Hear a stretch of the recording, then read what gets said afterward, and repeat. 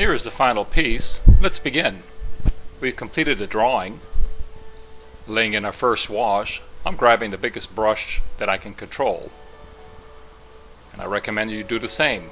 There's something about using, how can we say bigger is better? I think it encourages not putting in too much detail or getting too tight with your painting. Detail is good, but getting too tight can be disastrous. So at any rate, I'm looking at the figure. You can see that the background is at this point pretty wet, and we're going to keep working wet on wet, adding a lot of pigment. I'm looking at shadows, I'm looking at cast shadows, I'm looking at warms that are reflected, let's say, off of the chest onto the underside of the chin.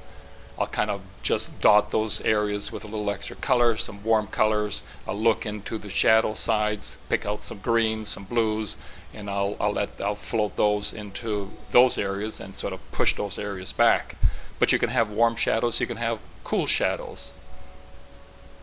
I mean, it is a bit of the beauty of watercolor is allowing it to sort of do its own thing.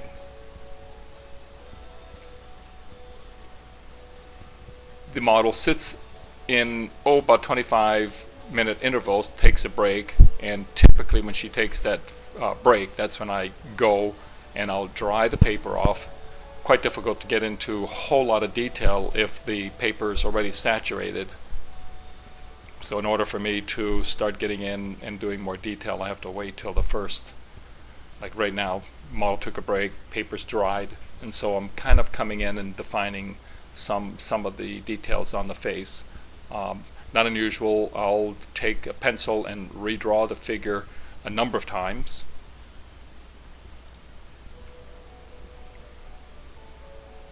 Always keeping an eye on the goal.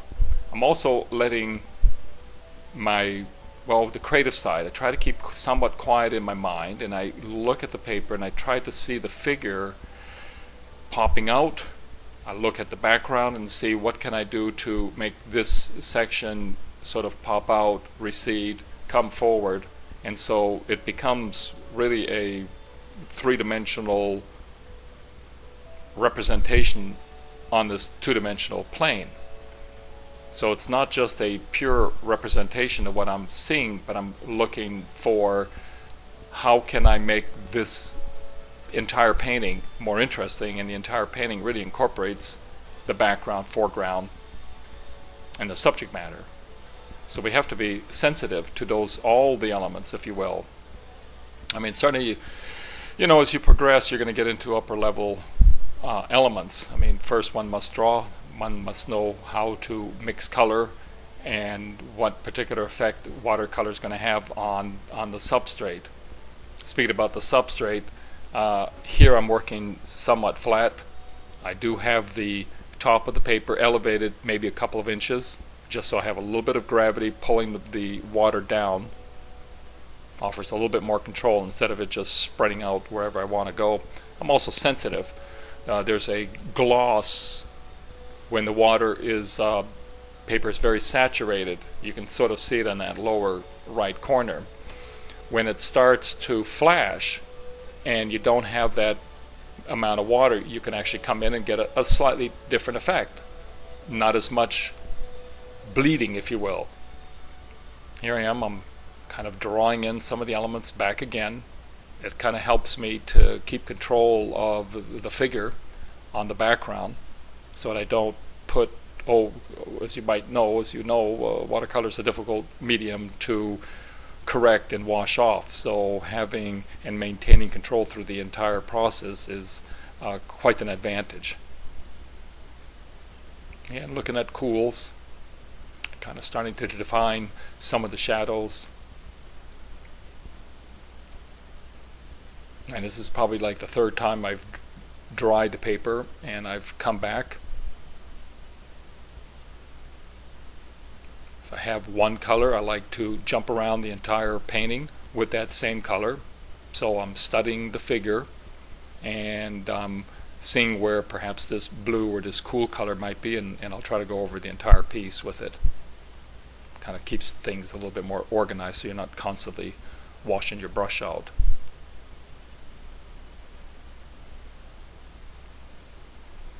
As we progress, we get into smaller and smaller brushes, and certainly in the face where, the portrait part of the painting may only be a couple inches tall, we're going to be using a much closer, much finer brush.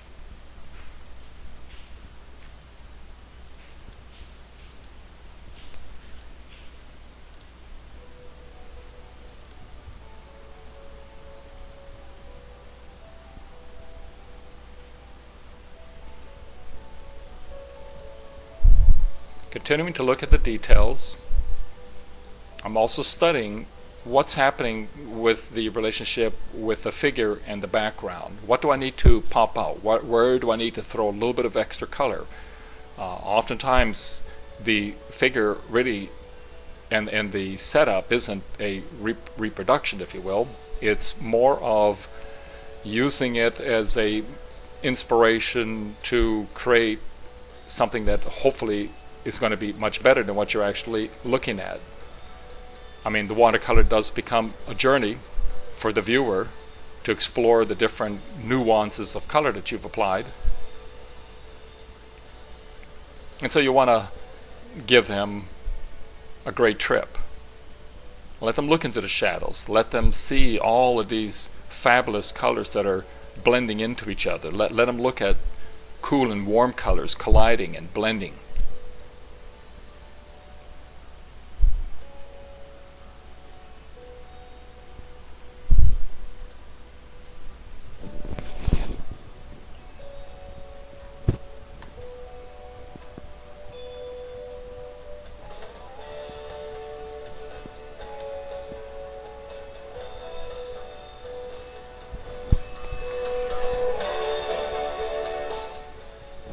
We're getting into the portrait part of it. It gets really tricky. It doesn't take a whole lot of mistakes in the portrait to kind of blow the whole painting, if you will. You have to be rather strategic in how you're placing that pigment, if you will. Here we're on the left side of the face for the viewer. From the viewer side, we're putting a little bit of cool color to help that warm yellow on the portrait pop out. And of course you can see that if the portrait is yellow and the background is yellow, well, you don't have any contrast. So that's what we're doing. There's the three-dimensionality that we're looking for, is how to make the figure look more three-dimensional.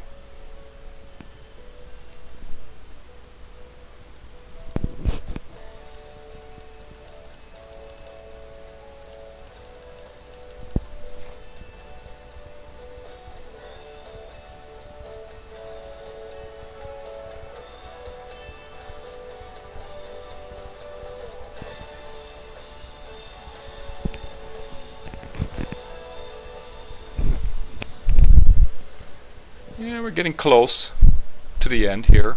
This is about a 3-hour model session.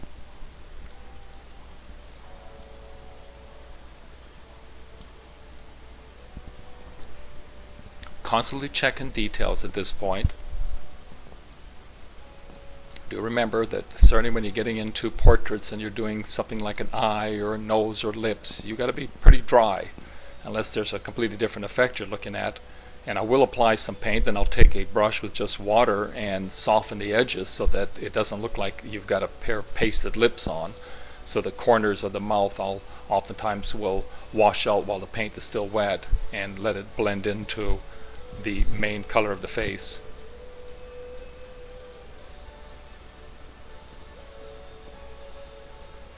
Each time I sit and dry, I'm studying it upside down, looking at it from the side, trying to be quiet and seeing if there's something that I can do to improve it. Here we're getting quite close now. I'm checking the lines are parallel with the eyes, the nose, and the mouth. Nothing worse than having the lips be on one angle, and then the nose is on another, and then the eyes are again on another.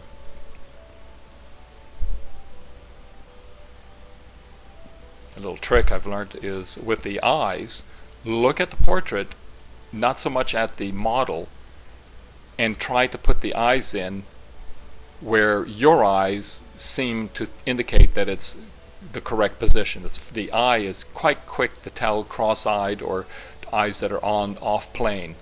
So it's like trust your own visual apparatus to help you point out where the eyes are going to be.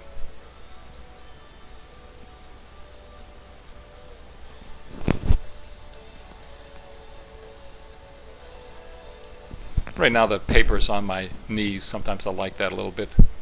Gets the piece a little bit closer to me. Also have a little bit more control. I can tilt the paper with one knee, make the water go left, make the water go right.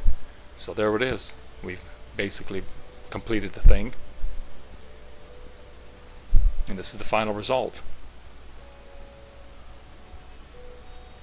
Again, we are looking for an adventure for the viewer. Let them explore the different use of color.